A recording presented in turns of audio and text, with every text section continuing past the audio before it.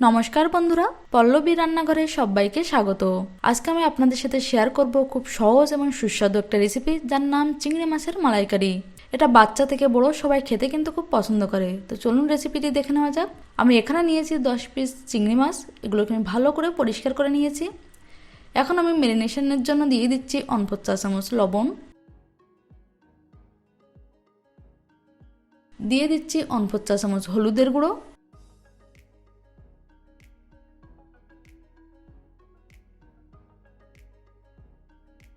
লবণ আর হলুদ দিয়ে মাছগুলোকে আমি খুব ভালো করে মাখিয়ে নিচ্ছি। তো লবণ আর হলুদ দিয়ে কিন্তু চিংড়ি মাছগুলো খুব ভালো করে মাখিয়ে নিয়েছি। এখন আমি এটাকে সাইডে রেখে দিচ্ছি। এখানে একটা কড়াই আমি ভালো করে গরম করে নিয়েছি। এখন আমি এর মধ্যে দিয়ে দিচ্ছি 2 বড় চামচ সরষের তেল। চিংড়ি মাছের মালাইকারিটা আমি সম্পূর্ণ সরষের তেলেই করছি। তেলটাকে খুব ভালো করে গরম করে নিচ্ছি।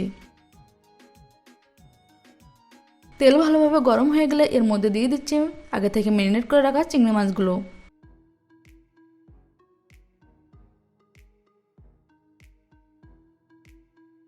এখন আমি মাছগুলোকে 1 মিনিটের মতো এভাবে উল্টে পাল্টে ভেজে নেব। চিংড়ি মাছগুলোকে কিন্তু খুব বেশি ভাজবো না। তো মাছগুলোকে আমি ভালো করে ভেজে নিয়েছি। এখন এগুলোকে আমি একটা প্লেটে তুলে নিচ্ছি।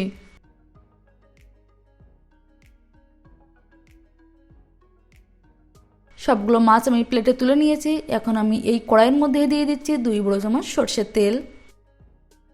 তেলটাকে ভালো করে গরম করে নেব। তেল ভালোভাবে গরম হয়ে গেলে এর মধ্যে দিয়ে দিচ্ছি একটা তেজপাতা, একটা ছোট দারচিনির টুকরো, 4 থেকে 5টা এলাচ। এখন এগুলোকে আমি 10 থেকে 12 সেকেন্ডের মতো এভাবে ভেজে নিচ্ছি।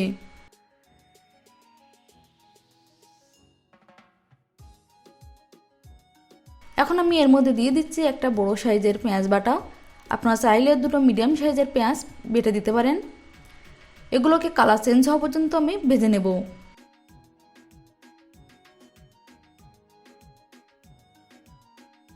তো প্রায় আমি 2 মিনিটের মতো আমি পেঁয়াজগুলোকে ভেজে নিয়েছি। এখন আমি এর মধ্যে দিয়ে দিচ্ছি 2 চা চামচ আদা রসুন বাটা।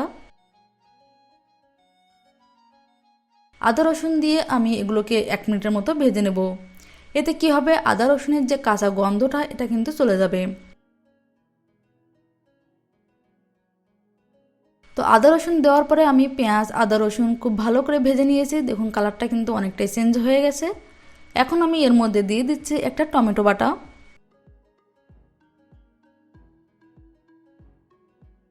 টমেটো দেওয়ার পরে আমি আবারও 2 মিনিটের মতো মিডিয়াম ফ্লেমে ভেজে নেব।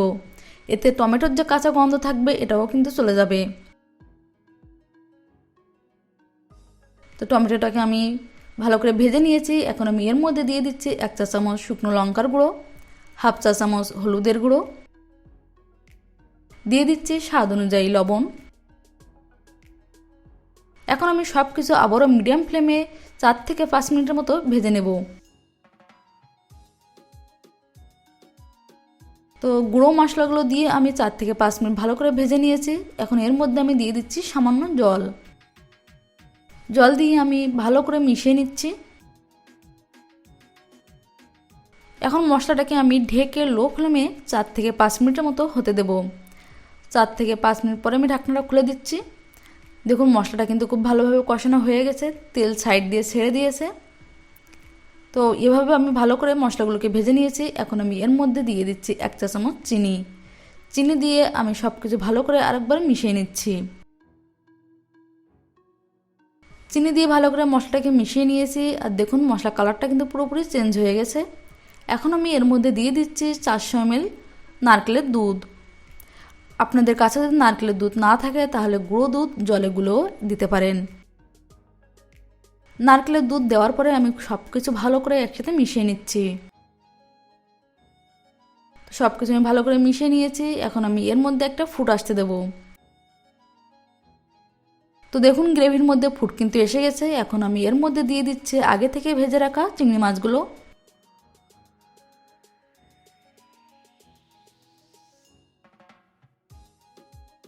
তো সবগুলো চিংড়ি মাছ আমি দিয়ে দিয়েছি। এখন আমি গ্রেভির সাথে চিংড়ি মাছগুলোকে ভালো করে মিশিয়ে নিচ্ছি।